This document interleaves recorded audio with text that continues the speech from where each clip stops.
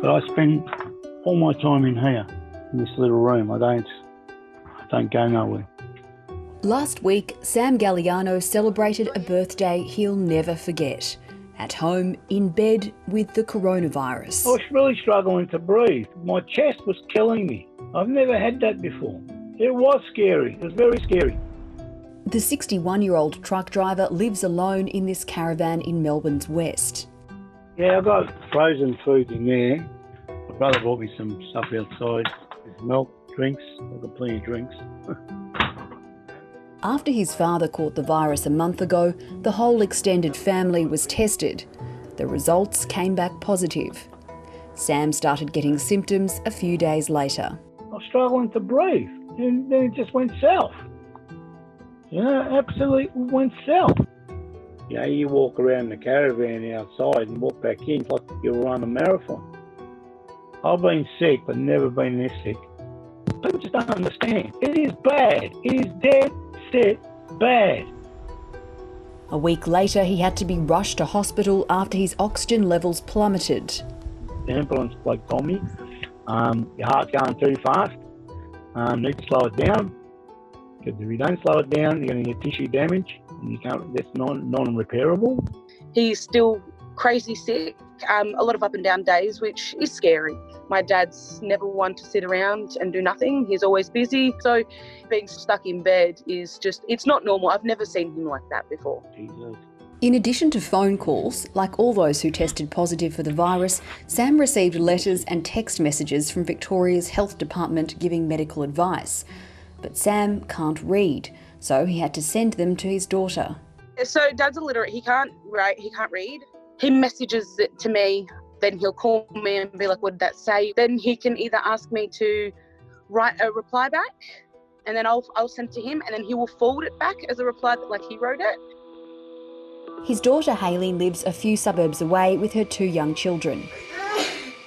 I have 2 kids. I have a 9-month-old and a 5-year-old son that's autistic. I call him about 2 to 3 times a day while he's sick, just to keep an eye on him, because he won't take himself to the doctors if he needs to. It's sort of scary to think that there's nobody else checking up on him. Public health experts say people who don't speak English or have literacy issues like Sam face added risks in Victoria's second wave. People who are already sort of marginalised within society, they're all really feeling the effects of COVID much more than others, and certainly will do going into the future. As a casual truck driver, Sam Galliano hasn't received any income for the weeks he's been at home sick. He wasn't aware of government payments for those isolating with COVID until 7:30 told him. He couldn't fill out the forms even if he wanted to. So, I mean, that's now left on me to have a look into. In a statement, Victoria's Health Department says it's trying to get in touch with all those who test positive to make sure they have the support they need.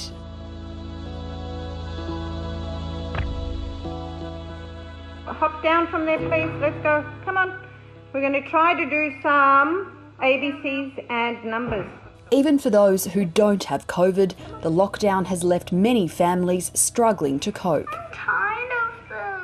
I have 3 children, 2 of which are diagnosed with autism, and the last 3 months have been incredibly intense.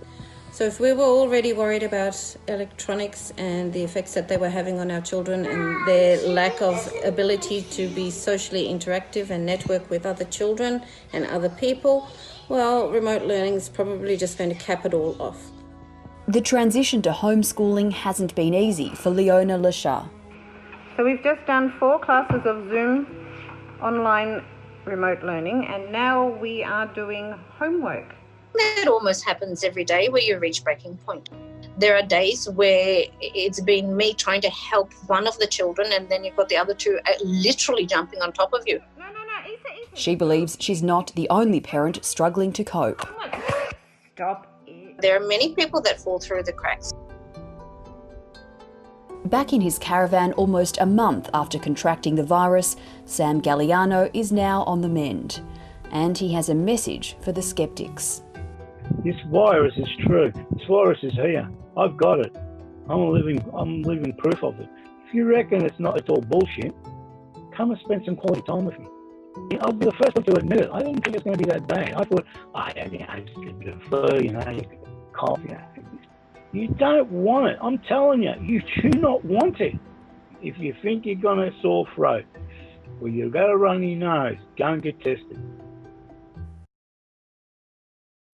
Hi, I'm Lee Sales. Thanks for watching this story. If you'd like to watch more of 730's stories, they are on the left of your screen. And tap on the button below to subscribe and get the latest from ABC News.